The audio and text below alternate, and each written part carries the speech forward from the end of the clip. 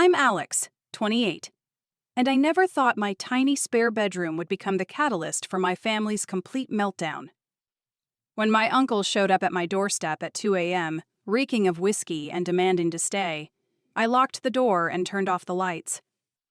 The next morning, my mother called me heartless, and my father threatened to write me out of his will. Little did they know, my new roommate was recording everything for her 3 million subscribers. Before we carry on, please hit the subscribe button and let me know where you are watching from in the comments. Growing up in the Walker family meant one thing above all else: family comes first, no matter what. That was the mantra my parents drilled into me from the moment I could understand words. Family comes first, even when Uncle Ray showed up drunk to my high school graduation and vomited on my principal. Family comes first, even when he ruined my college acceptance party by getting into a fist fight with our neighbor. Family comes first, even when he totaled my first car and never paid a cent toward replacing it. Family comes first, until I finally decided I came first. I remember the exact moment I decided enough was enough.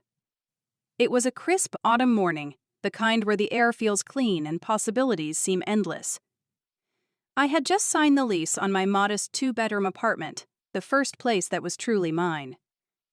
After years of living with roommates through college and my early 20s, scraping together every penny while working full-time and finishing my degree, I finally had a space to call my own. My parents had been surprisingly unsupportive throughout my apartment hunt. Why waste money on rent when you could live at home and save? My mother would ask, conveniently forgetting that living at home meant constant criticism about my clothes, my career, my dating life, and pretty much every other aspect of my existence.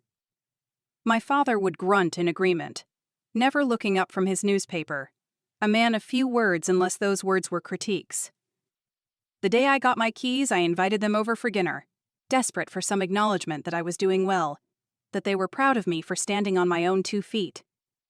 I spent the entire day cleaning a place that was already clean, arranging and rearranging furniture, cooking a meal from scratch using my grandmother's recipes. They arrived an hour late. No apology, no explanation. "It's small," were the first words out of my mother's mouth as she stepped inside, her eyes scanning my carefully decorated living room with unmistakable disappointment. "It's one I can afford," I said, trying to keep my voice light. "And it has that spare bedroom I can use as an office." My father stepped in behind her, already looking bored. "You're paying how much for this?" I told him the rent, a figure that took up exactly 40% of my monthly income from my job as a marketing coordinator at a local firm. He whistled, shaking his head. "Highway robbery. In my day, we bought houses for that kind of money." I bit my tongue, resisting the urge to launch into a lecture about inflation, stagnant wages, and the housing market. Instead, I gestured toward the dining table, already set with the nicest dishes I owned, which admittedly weren't very nice at all. "Dinner's ready if you want to sit down." We ate mostly in silence, interrupted only by my mother's occasional questions about whether I was dating anyone, comments about the Tasha. Interesting way I'd seasoned the food, and reminders that my cousin Brianna had just bought a house with her husband. Dessert was halfway finished when they finally dropped the bomb. "So, your Uncle Ray's going through a rough patch," my father said, suddenly finding his voice. "The divorce really did a number on him." I stiffened. Uncle Ray's rough patch had been going on for approximately 15 years, ever since Aunt Debbie finally got fed up with his drinking and kicked him out. His rough patch was a permanent state of being. "That's too bad," I said neutrally, already knowing where this was heading. "We've been letting him stay with us," my mother added, "but you know how small our place is, and your father's back can't handle the sofa anymore." I set down my fork, appetite gone. "And?"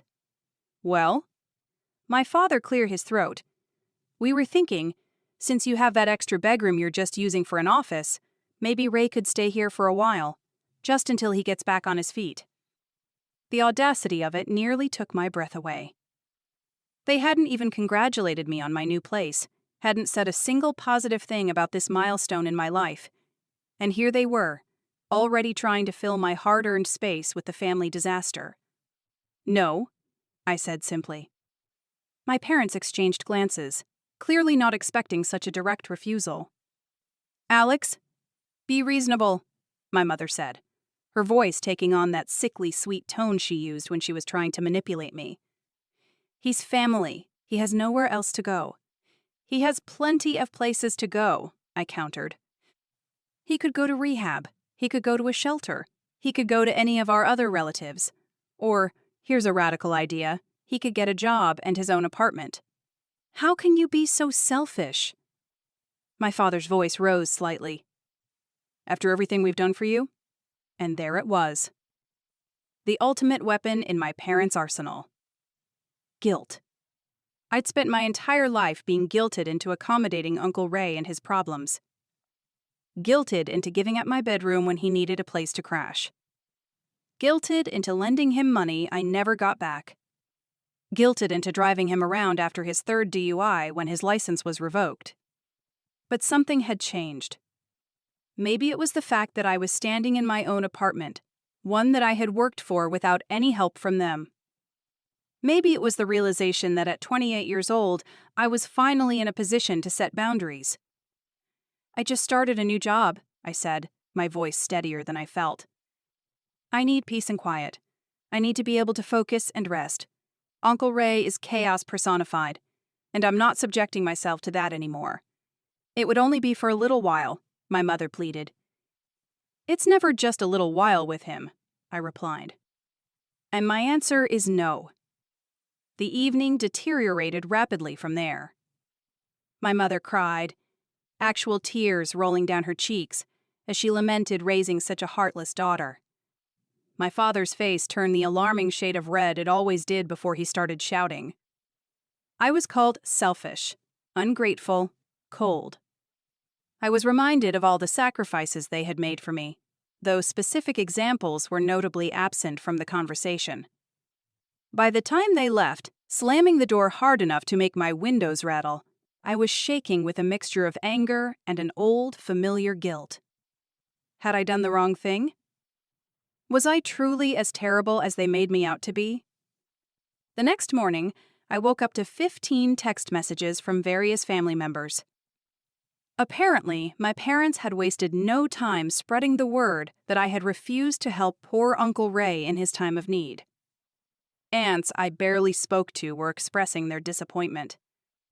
Cousins were sending me links to Bible verses about charity. Even my grandmother, who I adored, sent a message saying simply, "Family should help family." I turned off my phone and went to work. My new job at Bright Horizon Marketing was everything I had hoped for. After years of working at a soul-crushing corporate firm where I was undervalued and underpaid, this smaller agency felt like a breath of fresh air. My coworkers were friendly, the work was challenging but interesting, and my boss, Natalie, actually seemed to value my input. But even the excitement of the new job couldn't fully distract me from the situation with my family. By lunchtime, I had turned my phone back on to find even more messages, including one from Uncle Ray himself that was so misspelled and rambling I could barely make sense of it. Though the general gist seemed to be that I was a stuck-up bitch who thought I was too good for my own family. I was sitting alone in the break room, contemplating whether to throw my phone out the window, when a woman I hadn't met yet sat down across from me. "Rough day?" she asked, gesturing to what must have been a very obvious expression of distress on my face. "You could say that," I sighed. "I'm Zoe," she said, offering her hand. "I'm in the creative department, video production." "Alex," I replied, shaking her hand. "Marketing coordinator. Just started yesterday." "Ah." The new blood, Zoe grinned. She was striking, with short purple hair, bright green eyes, and an energy that seemed to radiate outward. "Welcome to the madhouse." We chatted for the rest of lunch, and I found myself instantly drawn to Zoe's quick wit and easy confidence. By the time we had to go back to work, I had almost forgotten about my family drama. Almost. That evening, as I unlocked the door to my apartment, I was greeted by the sight of Uncle Ray sitting on the floor outside my door, a duffel bag at his feet. "There she is," he slurred, attempting to stand up and nearly falling over in the process. "Little Miss Perfect." My stomach dropped. "Uncle Ray? What are you doing here?" "Your parents said you had a room for me," he said, swaying slightly. The smell of alcohol was overwhelming, even from several feet away. "I don't," I said firmly. "I told them no. I'm sorry they gave you the wrong information, but you can't stay here." His face darkened. "You think you're better than me, don't you? Just because you got some fancy job in this," he gestured dismissively at my apartment door, "little shoebox. You always were a stuck-up little princess." I took a deep breath, fighting back tears of frustration. "I'm going inside now. You need to leave, or I'm calling building security." "Your own uncle?" he sputtered indignantly. "You'd call security on family?" "Yes," I said simply, and stepped around him to unlock my door. He grabbed my arm, hard enough to bruise, and I reacted instinctively, yanking away and shoving him back. He stumbled, off balance from the alcohol, and fell heavily against the opposite wall. "You little bitch," he growled, struggling to right himself. I quickly slipped inside my apartment and locked the door, heart pounding. Through the door, I could hear him cursing, making various threats about what would happen when I came back out. I called building security, and then, after a moment's hesitation, the police. By the time they arrived, Uncle Ray had worked himself into a full-blown rage, pounding on my door and shouting loud enough that I was sure the entire floor could hear him. The security guard and police officer escorted him out, and I watched from my peephole as he continued to curse and struggle all the way to the elevator. I sat on my couch, trembling, as my phone exploded with messages. My parents were furious. How could I call the police on my own uncle? Did I have any idea how embarrassing this was for them? What if the neighbors heard? What if someone saw? I turned off my phone again and cried myself to sleep. The next day at work, I must have looked as bad as I felt, because Zoe immediately sat down next to me at lunch with a concerned expression. "Okay, spill," she said. "What's going on?" I hesitated, then found myself telling her everything. About Uncle Ray, about my parents' manipulation, about the incident the night before.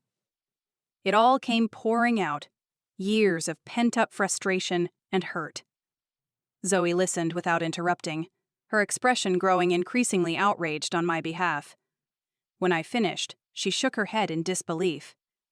"Your family is toxic as hell," she said bluntly. "You know that, right?" I nodded miserably. "I know, but they're still my family, and part of me still cares what they think.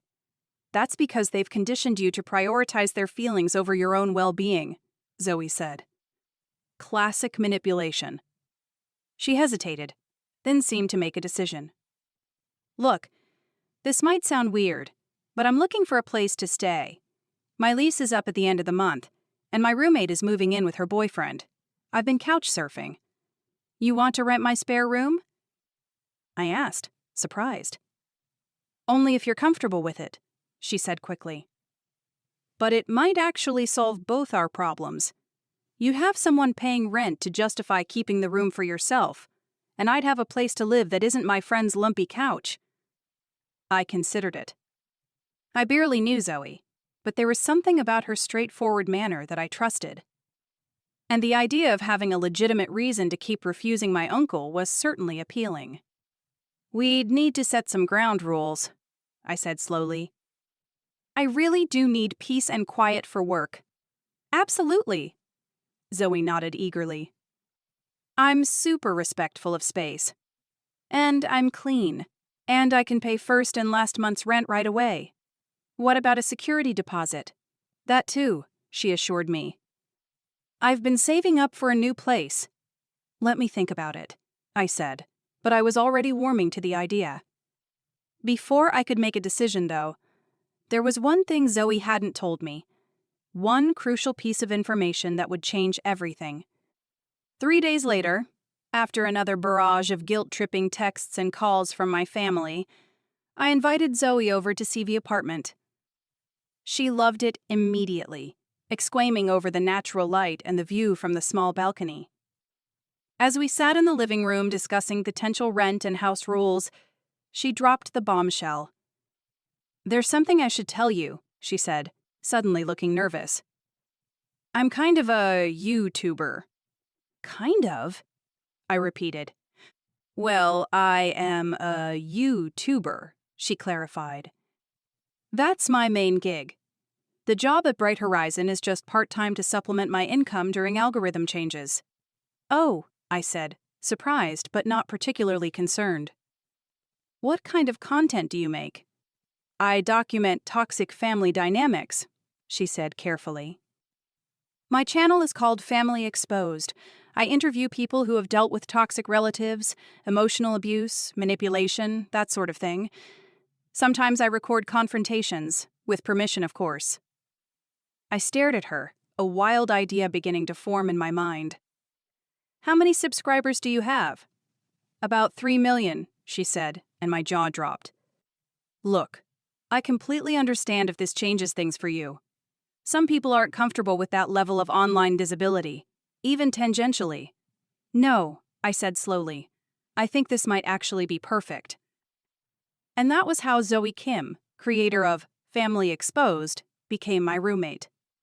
We agreed on a fair rent, signed a proper roommate agreement, and she moved in the following weekend. Living with Zoe was surprisingly easy. She was, as promised, clean and respectful of my space. She had a small filming setup in her room where she recorded most of her content, and she always gave me advance notice when she planned to film in the common areas. We quickly fell into a comfortable routine, and for the first time in weeks, I felt like I could breathe. My family, however, was a different story. When they learned I had rented out the spare room, they were livid. Particularly when they discovered I had rented it to a complete stranger rather than my own flesh and blood. "So you'll let some random person live with you, but not your own uncle?" my mother demanded during one of her daily guilt-tripping phone calls. "Zoe pays rent," I pointed out. "She respects my boundaries.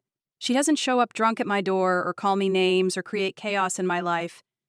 "I can't believe you're choosing money over family," my mother sniffed. "It's not about the money," I tried to explain. "It's about respect. It's about peace.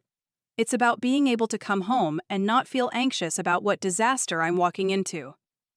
But they didn't listen. They never listened. One evening, about 3 weeks after Zoe moved in, we were having dinner together when she broached the subject that had clearly been on her mind. "Have you ever considered that your story might help other people?" she asked carefully. I looked up from my pasta. "What do you mean?" "Your situation with your uncle, with your parents enabling his behavior, it's a classic case of toxic family dynamics," she explained. "There are so many people out there going through similar things, feeling guilty for setting boundaries, questioning whether they're the bad guy for prioritizing their own well-being." I set down my fork. "You want to feature me on your channel?" "Only if you're comfortable with it," she said quickly. "We could keep you anonymous. Voice alteration, face blurring, the works. But your story is powerful, Alex. It could help. People see that they're not alone. That it's okay to say no to family when saying yes means compromising your own mental health." End quote. I thought about it. The idea was both terrifying and strangely appealing. "I'd have to think about it." "Of course," Zoe nodded. "No pressure at all. And regardless of what you decide, your living situation here is secure. This isn't some weird condition of your tenancy or anything." I appreciated that reassurance, and over the next few days, I found myself seriously considering her offer. What if my story could help someone else stand up to their manipulative family? What if someone watching could find the courage to set boundaries they desperately needed? While I was still deliberating, Fate intervened in the form of yet another family ambush.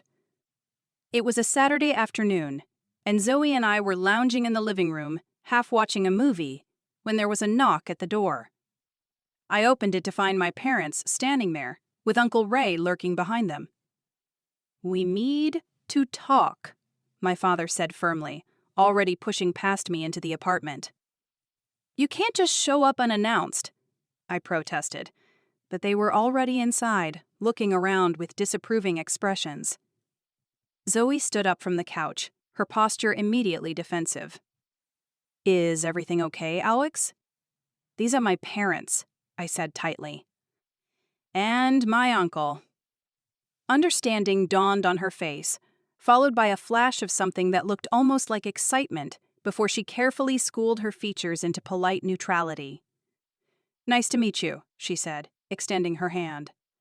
"I'm Zoe, Alex's roommate." My mother ignored her outstretched hand. "So you're the stranger my daughter chose over her own family." Zoe slowly lowered her hand, raising an eyebrow at me. "Mom, that's not fair," I started, but Uncle Ray cut me off. "Save it," he growled. "We all know you think you're too good for us." I noticed with alarm that his eyes were bloodshot, his speech slightly slurred. He was drunk. Again. In my apartment, after I had explicitly told him he wasn't welcome. "I think you all need to leave," I said, trying to keep my voice steady. "This isn't a good time." "We're not going anywhere until you agree to do the right thing," my father insisted. "Ray lost his housing. He's been sleeping in his car." "That's not my problem," I replied, feeling my resolve strengthen. "I've already rented the room, as you can see." "Unrent it," my mother said, as if it were the simplest thing in the world. "That's not how leases work," I said, exasperated. "Actually," Zoe spoke up, her phone casually held at her side in a way that made me suddenly wonder if she was recording. "Alex is right. We have a legally binding agreement. I can't be evicted without cause, and even then, there's a legal process that has to be followed." Uncle Ray turned his bleary gaze on her. "Nobody asked you, purple hair." Zoe didn't flinch. "I live here. That gives me the right to speak in my own home when uninvited guests are creating a disturbance. Listen, you little." Uncle Ray started to move toward her, but I stepped between them. "That's enough," I said firmly. "You all need to leave. Now." "Or what?" Uncle Ray sneered. "You'll call the cops again? Have your own family arrested?" "If I have to," I said, pulling out my phone. "Don't test me." My father put a restraining hand on Uncle Ray's arm. "Let's go. She's clearly made her choice." "Yes, I have," I said, surprising myself with how calm I felt. "I choose peace. I choose respect. I choose not to set myself on fire to keep other people warm." My mother gasped, as if I'd slapped her. "After everything we've done for you, what have you done for me exactly?" I asked, genuinely curious. "Because from where I'm standing, all you've ever done is make me feel guilty for having needs and boundaries." "How dare you?" my father started, but I cut him off. "No, how dare you? How dare you come into my home, the home I pay for, and try to bully me into letting a grown man who refuses to take responsibility for his own actions live here?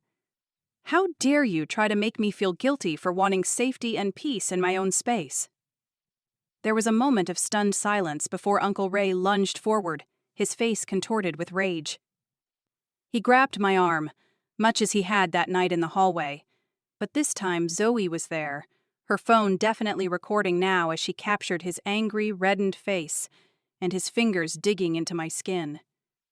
"Let go of her," Zoe said, her voice deadly calm. "Right now." "Mind your own business, bitch," he snarled. But he did release me, shoving me backward hard enough that I stumbled. "That's assault," Zoe said matter-of-factly, still recording. "And I have it on video." "You can't record us without permission," my mother protested.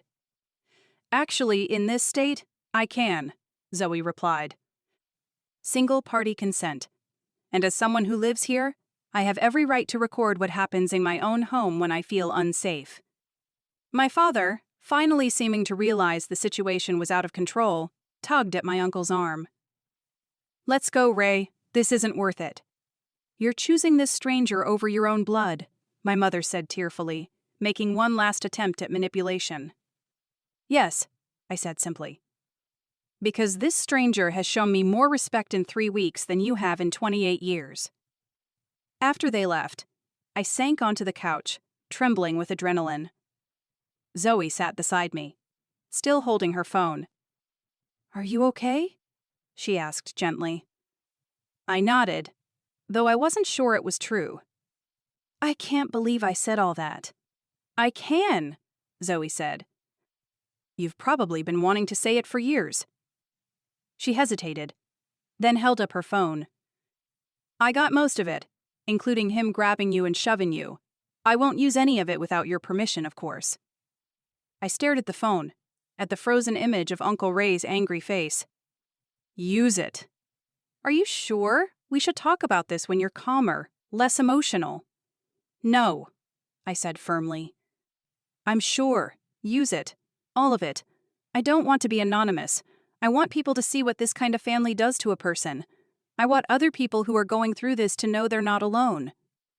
Zoe studied my face for a long moment, then nodded. "Okay, but we'll do it right. We'll sit down tomorrow and plan exactly what you're comfortable sharing." The next day, after I'd had time to calm down and think clearly, we spent hours planning the video. Zoe interviewed me about my history with Uncle Ray, about the patterns of enabling and guilt-tripping from my parents, about the incident in the hallway when I first moved in. We decided to include the footage from the previous day, with a content warning for viewers about the verbal and physical aggression. "What should we title it?" Zoe asked as we wrapped up filming. I thought for a moment. "How about they called me ungrateful for refusing to house my alcoholic uncle, so I rented a room to a YouTuber who exposed them?" Zoe grinned. "Perfect. Descriptive. A little clickbaity but still accurate. I love it." The video went up 3 days later, after Zoe had edited it to her exacting standards. I watched it before she published it, giving final approval on every clip, every edit. It was strange seeing myself on screen, recounting the painful patterns of my family life, but also oddly liberating. Within hours of posting, the video had thousands of views. By the next morning, hundreds of thousands. Comments poured in from people sharing similar stories, thanking me for my courage, offering support and validation. There were a few negative comments, of course, people who believed that family should always come first no matter what, but they were vastly outnumbered by supportive voices. My phone began ringing non-stop the day after the video was posted.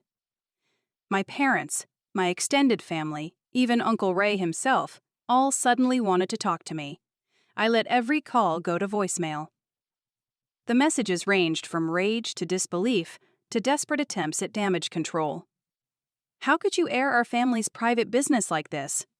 "People are calling me, asking if I'm that horrible mother from the video. You've made us look like monsters. I could sue you for defamation, you know." I deleted them all. The only family member I spoke to was my grandmother, who called from her assisted living facility with a very different message. "I saw the video your roommate made," she said, her voice quavery but firm. "I want you to know I'm proud of you for standing up for yourself." I nearly dropped the phone in shock. "You are?" "Yes," she said simply. "I've been enabling Ray for too long myself. It's time someone in this family told the truth." Her support meant everything to me, a lifeline in the storm of family outrage that swirled around the video. The fallout was both better and worse than I had anticipated. Better, because the overwhelming support from strangers online created a protective shield around me, validating my feelings and experiences in a way my family never had. Worse, because the anger from my family was intense and unrelenting, at least at first. My parents tried every manipulation tactic in their arsenal. Guilt, rage, Tears, threats, even an attempt at a pseudo-apology that was really just another form of blame. "We're sorry you felt that way, but if you had just communicated better." Uncle Ray, predictably, threatened legal action, though any lawyer would have told him he didn't have a case. Everything in the video was true, and the recording had been made legally.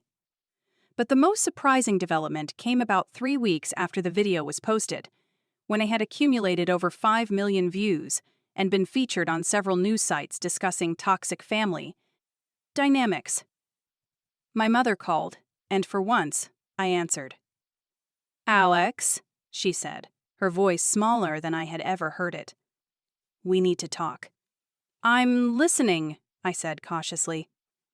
"Your father and we've been doing some thinking," she continued, sounding uncharacteristically hesitant.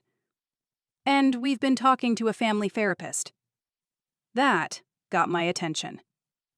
My parents had always dismissed therapy as something for weak people who can't handle their own problems. Really?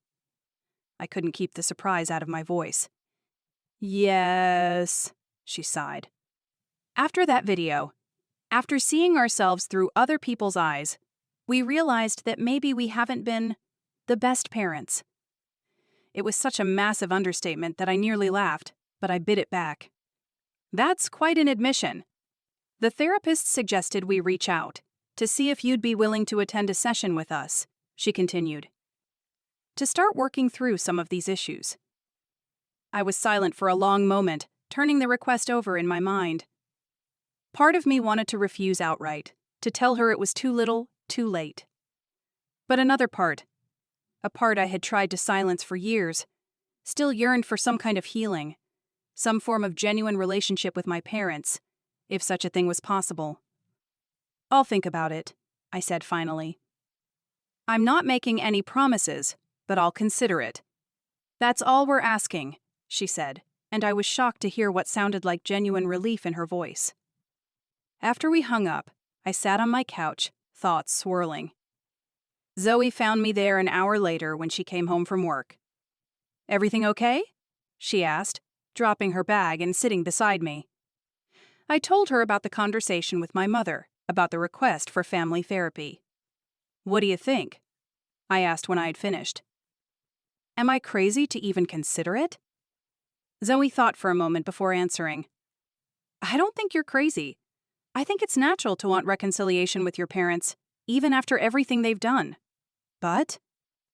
I prompted, hearing the unspoken reservation in her voice. "But," she continued carefully, "I think you need to go in with clear eyes. People like your parents, people who have spent decades in patterns of manipulation and control, they don't change overnight, not even after a viral video exposes their behavior." "So you think it's a trap?" "Not necessarily," she said. "It could be genuine. The public embarrassment might have been the wake-up call they needed. But even if they are sincere about wanting to change, that doesn't mean it will be easy or quick. And it doesn't mean you have to forgive them before you're ready, or at all." I nodded, grateful for her perspective. "What about Uncle Ray?" "What about him?" "He's been suspiciously quiet since the initial threats. No more calls, no more texts. It's like he vanished." Zoe shrugged. "Maybe he realized he doesn't have a legal leg to stand on. Or maybe your parents finally stopped enabling him and he had to find another family member to leech off of." As it turned out, the answer was both simpler and more complicated than that. I learned from my grandmother during our weekly call that Uncle Ray had checked himself into rehab. "He says the video was a wake-up call," she told me. "Seeing himself like that, hearing how his behavior has affected you over the years. Plus, I think he was worried about losing his job if his boss saw it." I was skeptical, of course. Uncle Ray had made promises to get help before, usually when he was at rock bottom and needed something from someone. But my grandmother assured me this time was different.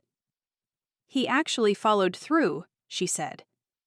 30-day program, paid for it himself with his savings. He's been there for 2 weeks now." I didn't know what to think. Part of me wanted to believe he could change, could finally take responsibility for his actions and his addiction. But a larger part, the part that had been hurt and disappointed so many times before, remained wary. "Time will tell, I guess," I said non-committally. In the meantime, Zoe's channel had exploded with new subscribers.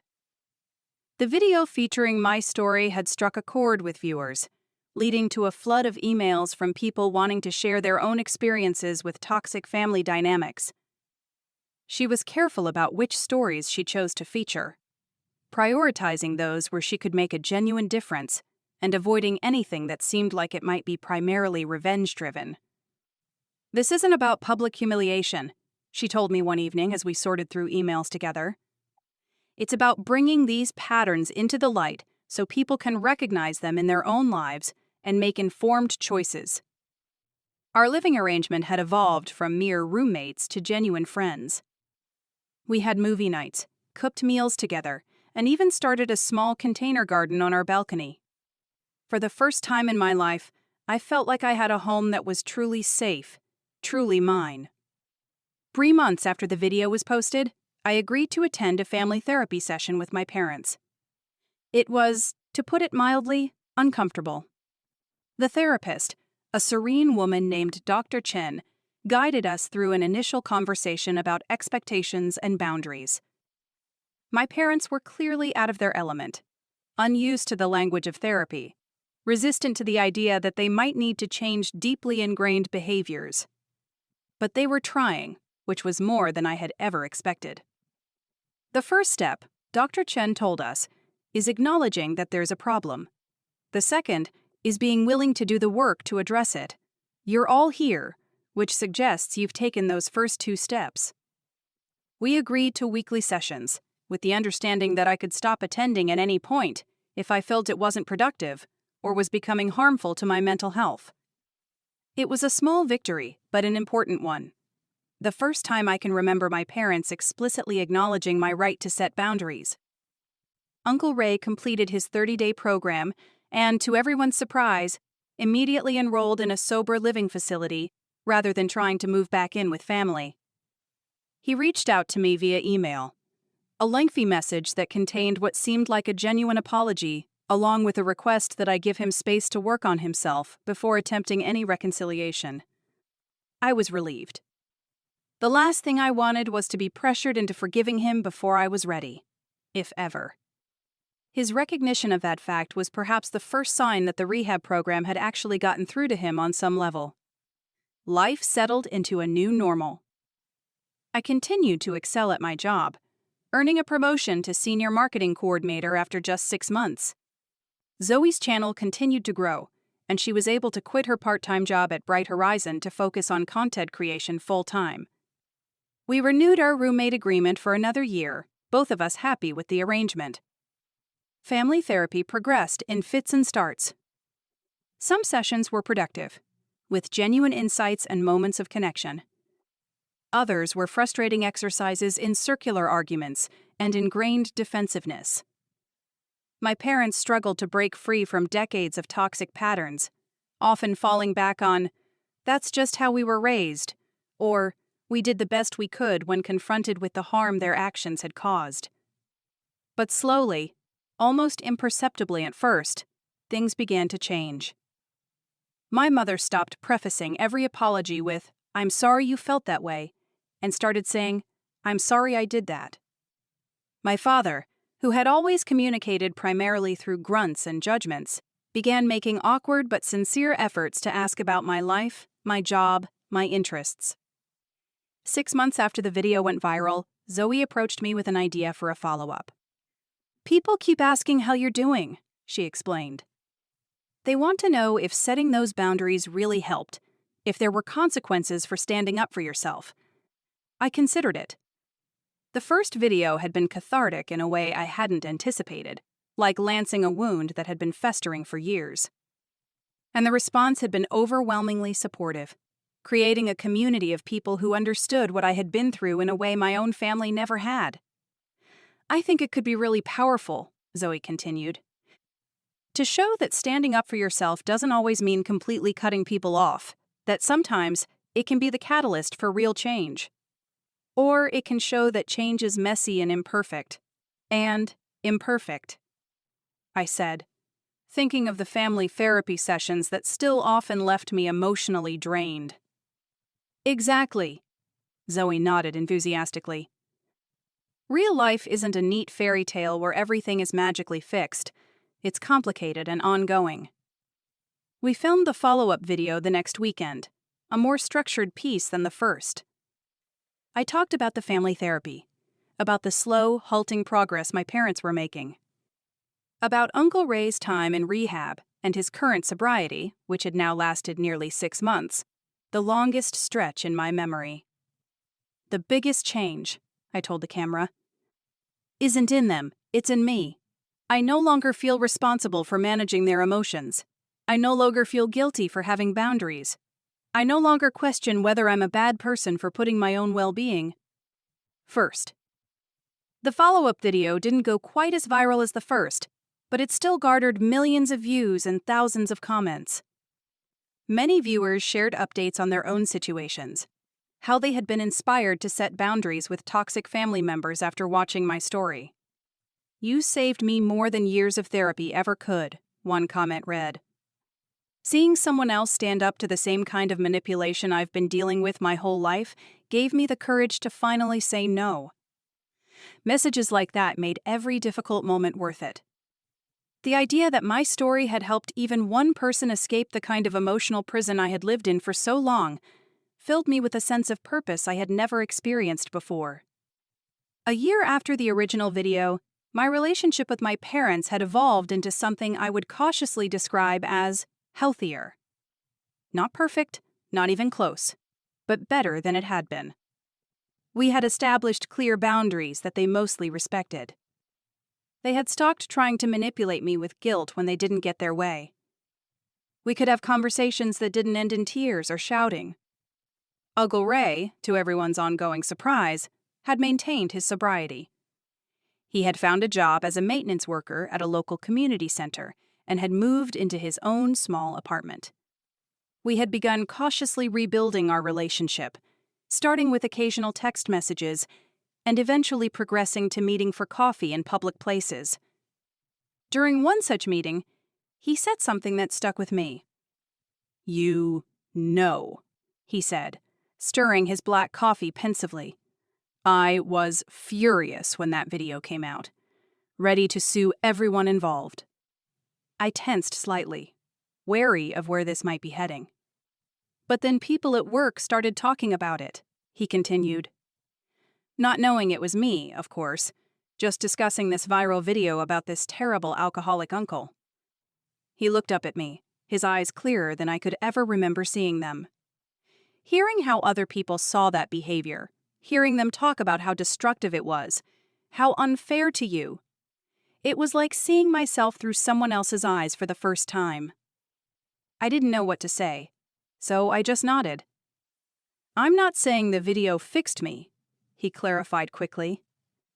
"The rehab, the therapy, the support groups, that's what's helping me stay sober. But that video was the slap in the face I needed to actually seek help." "I'm glad," I said, meaning it.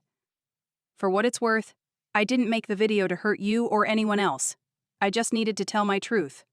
Your truth was exactly what I needed to hear," he said simply. Life with Zoe continued to be surprisingly easy and comfortable. We had settled into a rhythm that worked for both of us, respecting each other's space while enjoying the benefits of shared living. Movie nights had become a sacred weekly tradition, complete with elaborate snack spreads and passionate debates about plot holes and character development. Her channel continued to grow, expanding beyond toxic family dynamics to cover workplace relationships, friendships, and romantic partnerships as well. She was careful to balance the more dramatic confrontation videos with educational content about setting boundaries, recognizing manipulation, and building healthy relationships. I occasionally appeared in videos when the topic was relevant to my experiences, but mostly I was content to support from behind the scenes, helping to sort through the flood of emails and messages that poured in daily from people seeking help or wanting to share their stories. 18 months after the original video, Zoe received an opportunity to write a book about toxic relationships and how to escape them. The advance was substantial enough that she could afford her own place, and though part of me would miss her, I was genuinely happy for her success. "You know," she said as we discussed her potential move, "none of this would have happened without you. Your story was what really launched the channel to the next level." "Please," I scoffed. "You already had 3 million subscribers before we met." "True," she acknowledged, "but your video resonated in a way none of my previous content had. It was raw and real and relatable. It made people feel less alone." "Well, I couldn't have done it without you either," I pointed out. "If you hadn't moved in, if you hadn't been recording that day, I might still be trapped in that cycle of guilt and manipulation." We were silent for a moment, both reflecting on the strange series of events that had brought us together and changed both our lives so profoundly. "Maybe," Zoe suggested with a mischievous smile, "we should make one last video together before I move out, a proper conclusion to the story." And so we did. We filmed it in our living room, surrounded by the container garden that had grown from a few hesitant seedlings to a lush collection of herbs, vegetables, and flowers. We talked about the unexpected friendship that had grown between us, about the healing and growth we had both experienced over the past year and a half. When I first met Alex, Zoe told the camera she was a textbook example of someone trapped in a cycle of family manipulation and guilt. Now, she's one of the strongest, most boundary-savvy people I know. I felt myself blush at the compliment. And Zoe taught me that standing up for myself didn't make me selfish or ungrateful. It made me healthy. We ended the video by announcing Zoe's book deal and upcoming move, assuring viewers that while this particular story was coming to a natural conclusion, the work of helping people escape toxic relationships would continue. The response was overwhelming. Comments poured in from people who had followed our journey from the beginning, expressing gratitude, sharing their own progress, and wishing us both well in our next chapters. "You two literally changed my life," one comment read. "I finally moved out of my parents' house after watching your videos and realizing I deserved better. Now I have my own place, my own life, and a relationship with my family that's on my terms." Messages like that made everything worth it. The initial fear of going public, the backlash from family members, the occasional negative comment from internet trolls who thought I should have just housed my uncle because family is family. The day Zoe moved out was bittersweet. We had become such fixtures in each other's lives that her absence would certainly be felt. But we had already made plans for regular dinners and movie nights, determined not to let our friendship fade just because we no longer shared an address. As we carried the last of her boxes to the moving truck, she turned to me with an uncharacteristically serious expression. "You know what I realized?" she said. "If your parents hadn't been so awful about your uncle, if they hadn't tried to guilt you into housing him, we never would have met." I laughed. "Are you saying I should thank them for their toxic behavior?" "God, no," she grinned. "But it's funny how sometimes the worst situations can lead to the best outcomes." After Zoe moved out, I briefly considered finding another roommate. The extra income had been nice, and despite my initial hesitations about sharing my space, I had enjoyed the company. But ultimately, I decided to keep the apartment to myself, converting the spare bedroom into the home office I had originally intended it to be. My relationship with my parents continued to evolve. There were still difficult moments, still times when they slipped back into old patterns, or when I found myself bracing for manipulation that didn't come. But overall, we had found a new equilibrium, one built on mutual respect rather than obligation. Uncle Ray celebrated 2 years of sobriety with a small gathering at his apartment. It was the first time I had been there, and I was struck by how meticulously clean and organized it was, so different from the chaos that had always surrounded him in the past. He had photos on his walls, potted plants on his windowsills, actual food in his refrigerator. Signs of a life being lived rather than merely survived.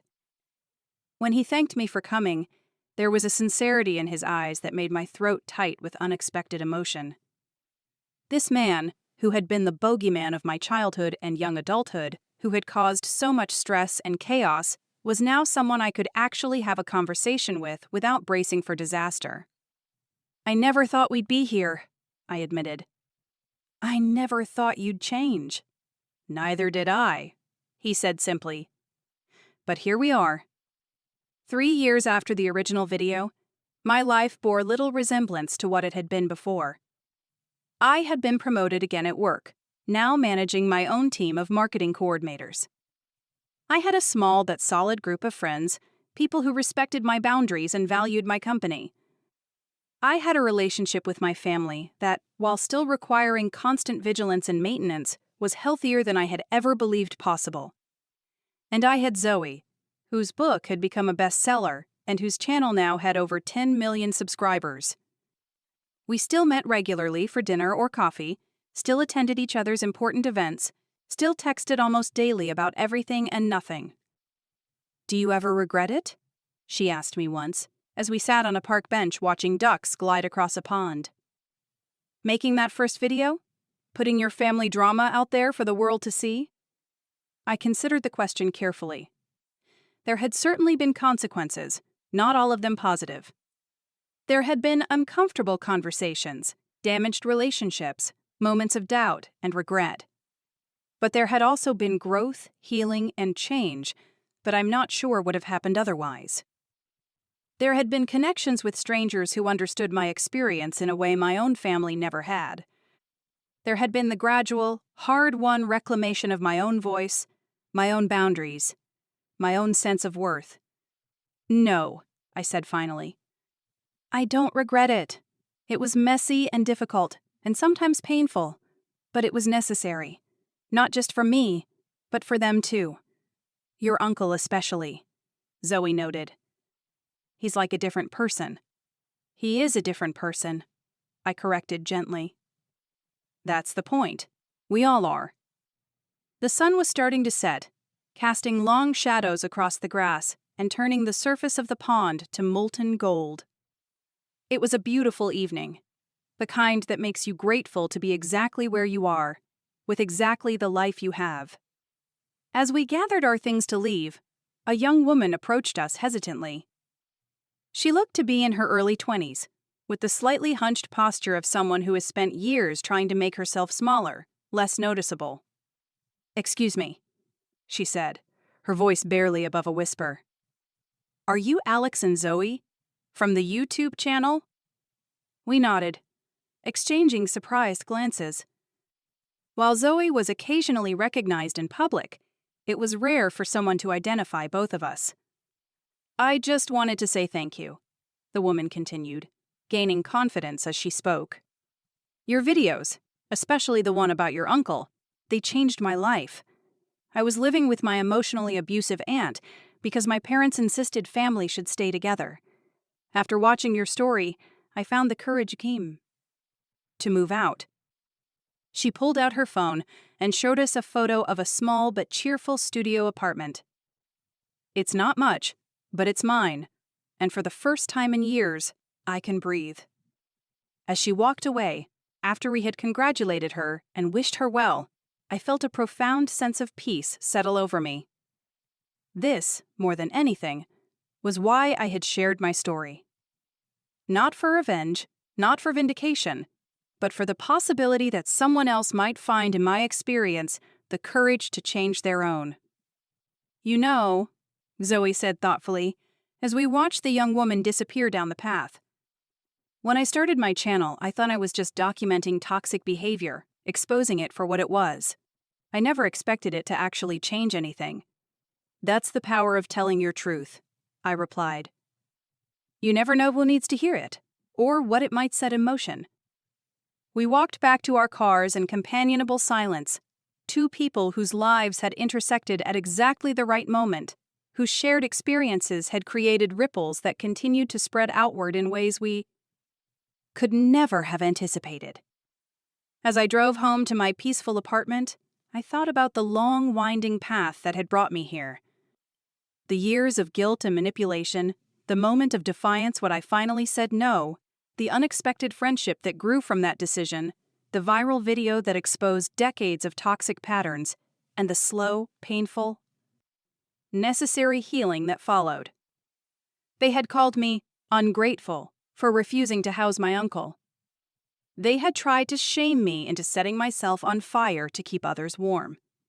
But in standing firm, in valuing my own well-being enough to protect it, I had inadvertently created the circumstances that would eventually bring healing to us all. Not perfect healing, not complete healing, but healing nonetheless. The kind that comes from truths finally spoken aloud, from boundaries finally respected, from responsibility finally taken. The kind that reminds you that sometimes the most loving thing you can do, both for yourself and others, is simply to say no. And as I unlocked the door to my apartment, to the peaceful space that was entirely mine, I felt nothing but gratitude for the journey that had brought me here, messy and difficult as it had been. Because in the end, it wasn't just about refusing to house my alcoholic uncle. It was about reclaiming my right to determine what happened in my own life, in my own space. It was about learning that guilt is not a compass, that family obligation is not a prison sentence, that love without respect is not really love at all. It was about discovering that sometimes the family you need is not the one you were born into, but the one you find along the way. People like Zoe, who see you clearly and value you exactly as you are. People who understand that true connection comes not from obligation, but from mutual respect and genuine care. As I settled onto my couch, wrapped in the quiet comfort of my own company, I scrolled through my phone to find a message from Zoe. "Just finished the final edits on the new video," it read. "Coming out tomorrow? I think it might be our best one yet." The video was titled, 3 Years Later, What Happens When You Finally Set Boundaries with Toxic Family Members? It was a thoughtful exploration of the long-term effects of standing up for yourself, featuring not just my story but several others from viewers who had been inspired to make similar changes in their own lives. I typed back a quick reply. "Can't wait to see it. Dinner on Thursday?" Her response came almost immediately. "Absolutely. My place. I'll cook this time, since you always do." I smiled, setting my phone aside. From the small balcony outside my living room window, I could see the lights of the city coming on as dusk settled into night. Somewhere out there were people watching Zoe's videos, perhaps seeing their own situations reflected back at them, perhaps gathering the courage to make changes they had been afraid to make. Somewhere out there were my parents, still learning, still growing, still occasionally struggling with patterns established decades ago, but sincerely trying to do better. Somewhere out there was Uncle Ray, sober for over 2 years now, building a life that no longer depended on the tolerance and enablement of others. And here I was, in the peaceful apartment I had fought to keep for myself, surrounded by the life I had built on my own terms. If I could go back to that day when my parents first asked me to house my uncle, would I change anything? Would I make a different choice, knowing all that would follow? I considered the question as I watched the city lights twinkle against the darkening sky. The hurt and anger of those early confrontations. The viral video that had exposed our family dynamics to millions of strangers. The difficult, halting process of healing and change that followed. No, I wouldn't change a thing. Because sometimes, the hardest no is the most necessary yes. Yes to your own worth, your own peace, your own right to determine what happens in your life. They called me ungrateful for refusing to house my uncle. But in reality, that refusal was the most grateful thing I could have done, both for myself and, ultimately, for him. Because it broke a cycle that needed breaking, exposed truths that needed exposing, and created space for change that needed to happen. And as I sat there in the quiet comfort of my own home, I felt nothing but gratitude for the courage to say no, the strength to stand firm, and the wisdom to know that sometimes the most loving thing you can do is to stop enabling the very behaviors that are causing harm. Because in the end, that's what real love looks like. Not the guilt-ridden obligation I had been raised to believe in, but the honest, respectful connection that only becomes possible when everyone involved is taking responsibility for their own actions and their own lives. So if you're out there, struggling with similar family pressures, feeling guilty for wanting to protect your own well-being, know this: you are not alone. Your boundaries are valid. Your peace matters. And sometimes, the most important family is the one you choose for yourself. The one that respects who you are and what you need. As Zoe always says at the end of her videos, your story matters, your boundaries matter, and you are never, ever obligated to set yourself on fire to keep other people warm. Words that changed my life, and might just change yours too.